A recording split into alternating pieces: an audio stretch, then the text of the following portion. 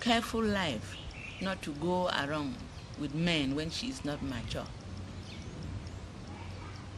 Along the line, you seemed to be sympathetic with the women in the village, that they do so because they don't want these girls to be attracted to men such that they can get involved in sex early and maybe have children that will be a burden on the mothers.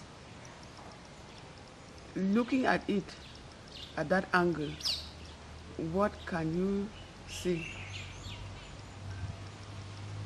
Well, what I will say is I will advise mothers to groom their children to live a moral life.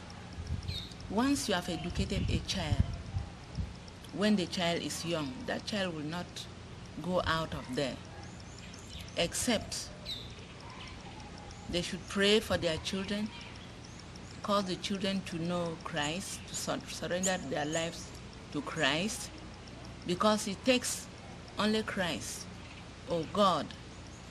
When a child is indwelled by the Holy Spirit, that Holy Spirit can control a child.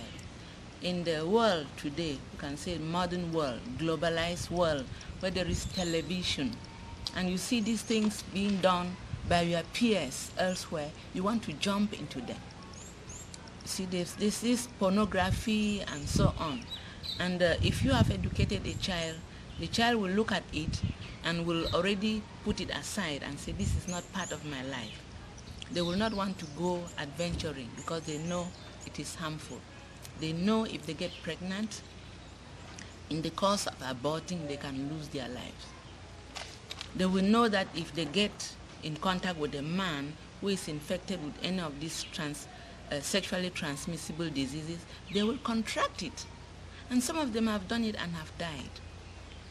So I think the key to succeeding with your children is education. Education. Thank Yes. you, Mom. Now let us look at a typical village setting where the mother is ignorant of this idea of educating the child, as you've said, spiritually and otherwise. Usually in the village, they go in for those things that are at their disposal because they too, the mothers in the village inherit this culture from their own parents. They know that maybe this is one of the ways that they can use to help themselves out with their village children, or with the children in the village. If you had a suggestion to make with regards to a solution to this problem, what will you propose? Well, I will propose that the mothers should allow their children grow. Let them grow naturally. Stop her.